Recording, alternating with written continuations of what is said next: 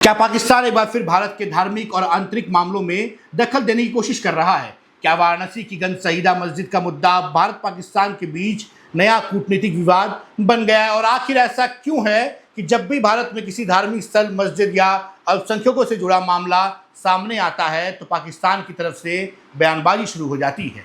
आज की इस विशेष रिपोर्ट में हम आपको बताएंगे कि वाराणसी की गंज शहीदा मस्जिद को लेकर पाकिस्तान के राष्ट्रपति आसिफ अली जरदारी ने क्या कहा, भारत ने उस पर क्या जवाब दिया और इतिहास में पाकिस्तान ने भारत के धार्मिक मामलों पर कब कब बयान दिए हैं। सबसे पहले बात करते हैं ताज़ा विवाद की। पाकिस्तान के राष्ट्रपति आसिफ अली जरदारी ने हाल ही में वाराणसी की गंज शहीदा मस्जिद का जिक्र करते हुए भारत में मुस्लिम धार्मिक स्थलों की स्थिति पर चिंता जताई है। पाकिस्तानी राष्ट्रपति कार्यालय की ओर से जारी बयान में कहा गया कि भारत में ऐतिहासिक मुस्लिम धार्मिक स्थलों को गिराए जाने या उन पर खतरा मंडराने की घटनाएं चिंता का विषय हैं और इनमें वाराणसी की गंज शहीदा मस्जिद भी शामिल है। जरदारी ने भारत से ऐसी कार्रवाई को रोकने और अल्पसंख्यकों के अधिकारों की रक्षा करने की अपील की है। उन्होंने ये तक कहा कि यदि ऐसी घटनाएं जारी रही तो भारत में सामाजिक अस्थिरता और अराजकता की स्थिति पैदा हो सकती है। लेकिन पाकिस्तान के इस बयान पर भारत ने बेहद तीखी प्रतिक्रिया दी है। विदेश मंत्रालय के प्रवक्ता रणधीर जायसवाल ने साफ शब्दों में कहा है कि पाकिस्तान के राष्ट्रपति को भारत के आंतरिक मामलों में टिप्पणी करने की कोई अधिकार नहीं है। उन्होंने कहा कि भारत पाकिस्तान की इन टिप्पणियों को पूरी तरह खारिज करता है।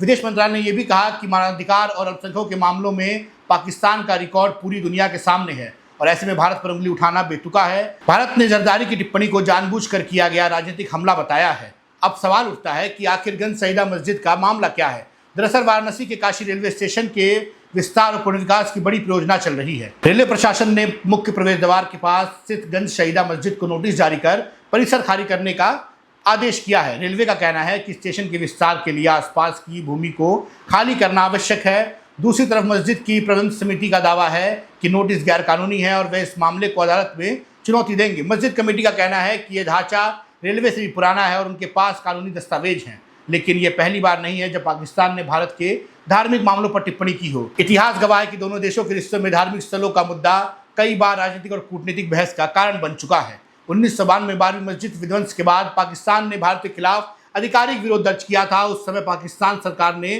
भारत के राजदूत को तलब किया था और अंतर्राष्ट्रीय मंचों पर भी इस मुद्दे को उठाने की कोशिश की थी। बाबरी ढांचे गिरने के बाद पाकिस्तान में बड़े पैमाने पर विरोध प्रदर्शन हुए थे और कई हिंदू मंदिरों पर हमले की खबरें सामने आई थी। यह घटना भारत पाकिस्तान संबंधों में लंबे समय तक तनाव का कारण बनी रही। इसके बाद समय समय पर पाकिस्तान ने विभिन्न प्रधानमंत्रियों, राष्ट्रपतियों और विदेश मंत्रालय ने भारत में मुसलमानों, कश्मीर, धार्मिक स्थलों और अल्पसंख्यकों से जुड़े मुद्दों पर बयान दिए हैं। विशेष रूप से कश्मीर नागरिकता संशोधन कानून यानी CAA, अनुच्छेद 370 हटाने और कुछ धार्मिक विवादों के दौरान पाकिस्तान ने कई बार भारत की आलोचना की है।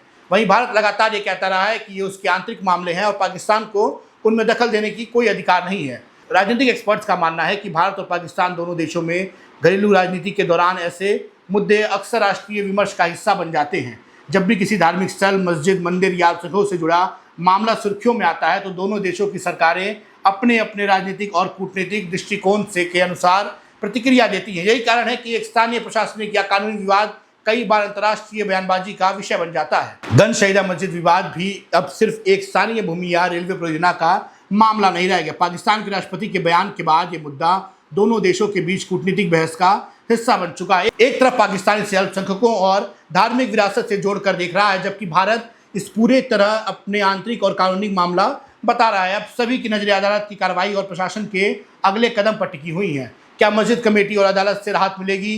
क्या रेलवे अपनी परियोजना आगे बढ़ा पाएगा? और क्या पाकिस्तान की ओर से इस मुद्दे पर आगे भी ऐसा कोई बयान आएगा? इन सभी सवालों के जवाब आने वाले दिनों में सामने आ जाएंगे। फिलहाल इतना ही। अगर आपको हमारी ये विशेष रिपोर्ट पसंद आई हो तो वीडियो को लाइक करें, चैनल को सब्सक्राइब करें और कमेंट करके बताइए कि इस पूरे विवाद पर आपकी क्या राय है। आप देख रहे हैं जय संपन्न भारत में आपके साथ कृष्णा तिवारी। धन्यवाद। जय हिंद।